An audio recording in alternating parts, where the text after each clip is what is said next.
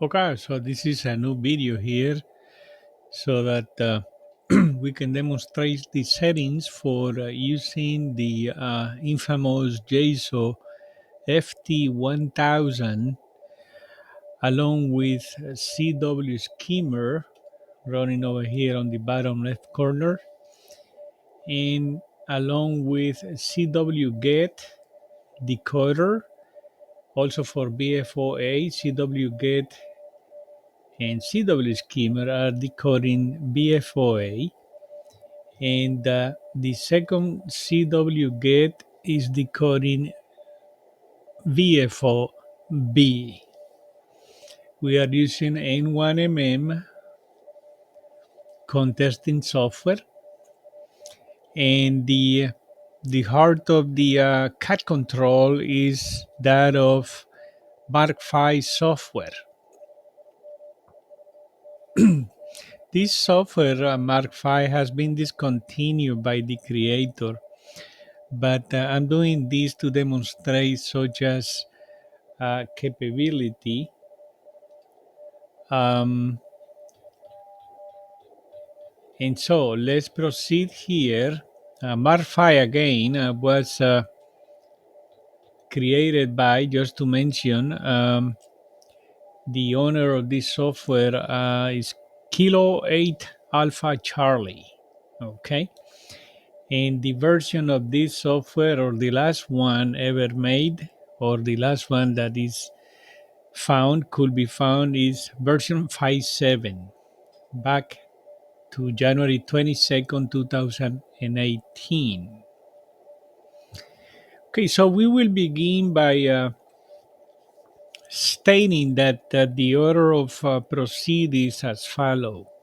We're using Windows 11 Pro with the virtual serial port emulator, again N1MM, the MARKV software, CWSKIMMER, and CWGet.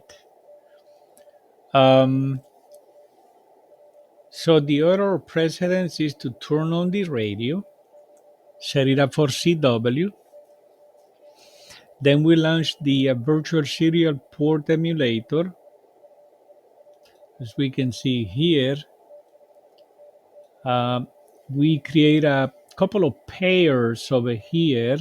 As you can see, is 13 to 12 and 11 to 10. And the reason being is because the MARKV software under the setup picks up the COM port for CAT that the US Navigator hardware creates under the device manager. So we can see here device manager. This is the COM port, and the FT1000 can only work at 4800 baud. Okay, so that's what we said here under the MARKV setup. And the other ports, SP2, SP3, is 10 and 12. Here I don't think it matters what the baud is, but you can see it's 10 and 12 here on the MARK setup, corresponding to 10 and 12 here, and 13, 11 will be used, such as in N1MM.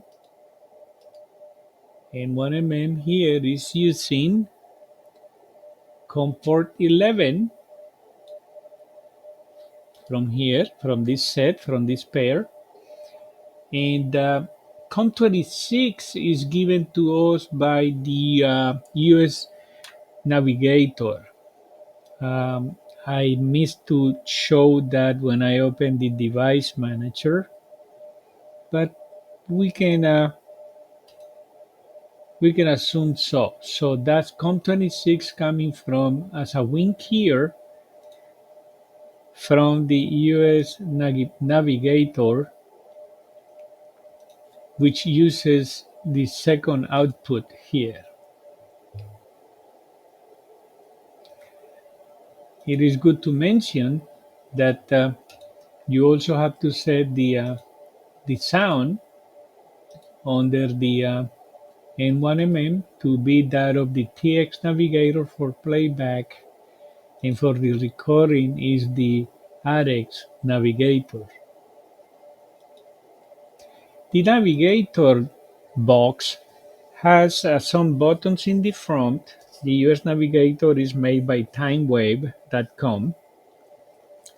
It has a few buttons in the front that manipulates the audio gain for channel 1, channel 2.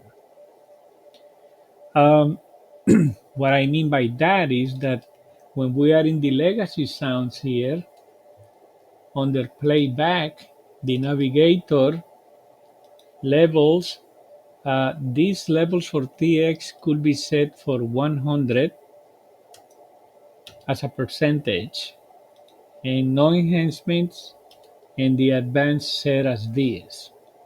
This is for transmission of, I will say, what can we mention? FTA, FT4, and also for voicing out WAV files during sideband operation. Under the recording, this is how you will get the Navigator audio codec to be used for decoding. And this is always set as a decibel, close as 0 decibel. And the advanced 2-channel over here demonstrate being in stereo mode. So that is N1MM, legacy sounds, and the virtual serial port here, and the configuration port of the MARKV. Notice that it's in 72506.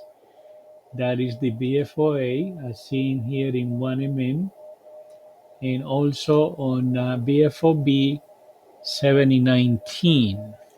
Since we are on 40 meters, CW is set for the lower side band.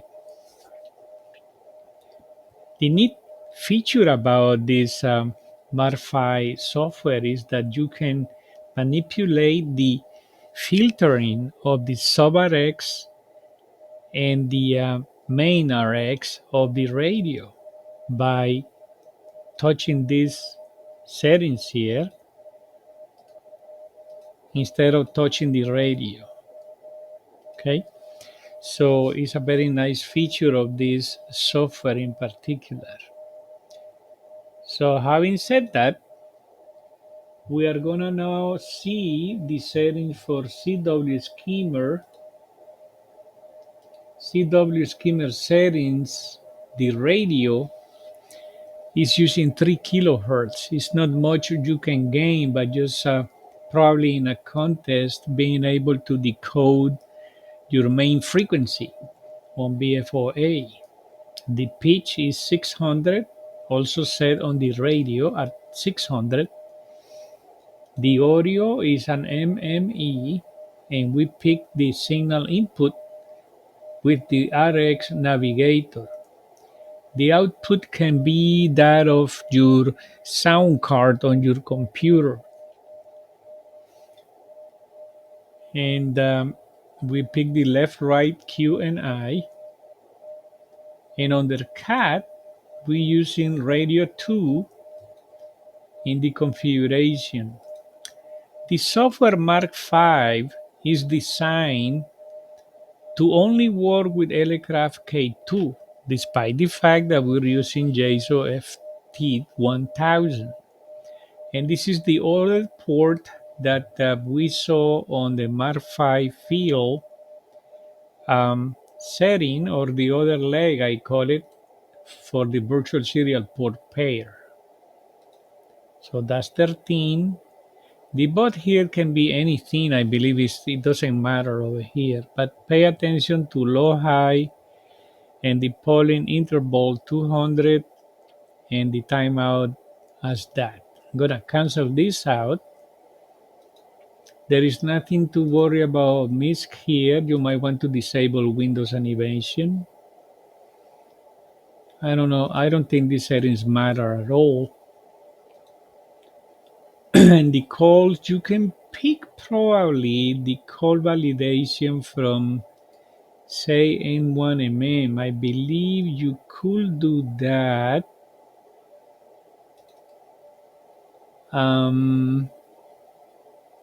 Call sign, is that where it was? Can't remember exactly. Or support files. Yeah, here we can pick the master DTA and click OK. And so right now you can see the frequency here on CWSKIMMER BFOA matching the N1MM. CWGet doesn't display a frequency. Um, on both instances, but it's for sure decoding BFOB. Some reason you'll see CWGet decoding here. It should be decoding also on the CWGet, but most likely I changed something in here. Let's see if we can put back the way it was. What did I change? Okay, that's the same. I didn't do anything here. The cat remains the same.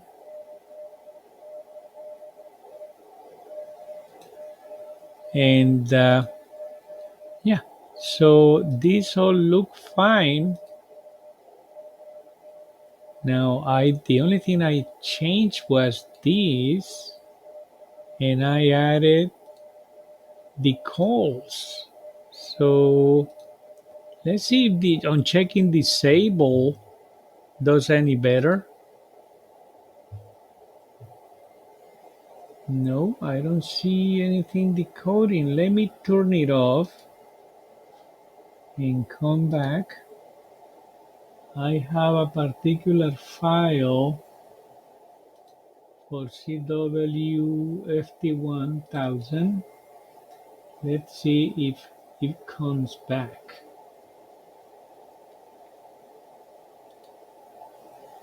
Okay, let me find.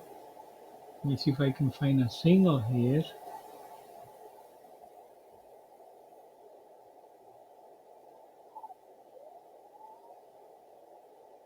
I heard something here.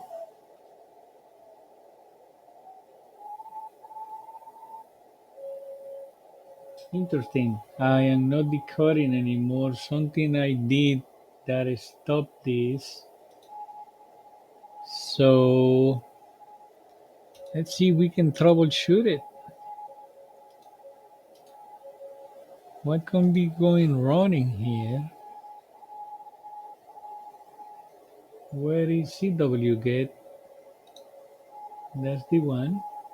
As you can see, it's decoding okay, CWGet, but not the skimmer. Let's see. I can jump channel 1 on the US Navigator. In the front panel, there are two buttons. Channel 1 handles BFOA and channel 2 handles BFOB. See how it increases when I do the gain on the volume, but you want it to be the lowest as possible. So I don't get why CWSKIMMER is not functioning as it was. Very interesting. So, but those are the settings. Let me see. There's got to be something in here. 3 kilohertz, 600 pitch, audio. Oh, yeah, I see. The audio changed to line 3. Sorry, it's supposed to be RX Navigator. My bad. That's super bad. So CDCW skimmer here it says insufficient bandwidth. Sometimes this could happen when the settings, the filters are too narrow, like here in the Mark V. Let me change this to through.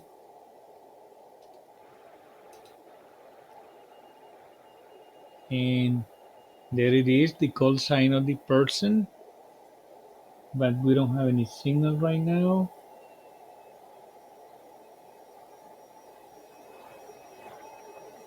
There is one above. Let's see if we can tackle it. Click on this. It went away.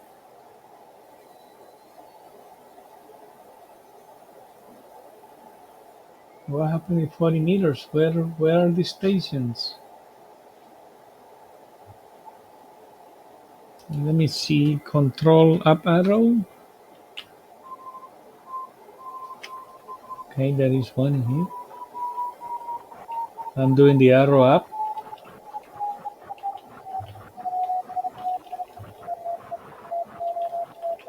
I'm right on the spot. There. Decoding now. Same as CWGet. I noticed that CWGet instantly decodes while CWSKIMMER might have a bit of a delay there, which can really hinder one if you trust only being able to decode using CWSKIMMER or CWGet. You are wrong because you're supposed to know CW. uh, the reason for having a software decoding is for assisting mainly, but not for really being implemented as your default means of knowing what is being transmitted. Guys, this was my brief intro to this beautiful MARKV software to be used with the infamous Yaesu FT1000, N1MM, CWSKIMMER, CWGet. Cheers, 73 is from Raphael, NN3RP.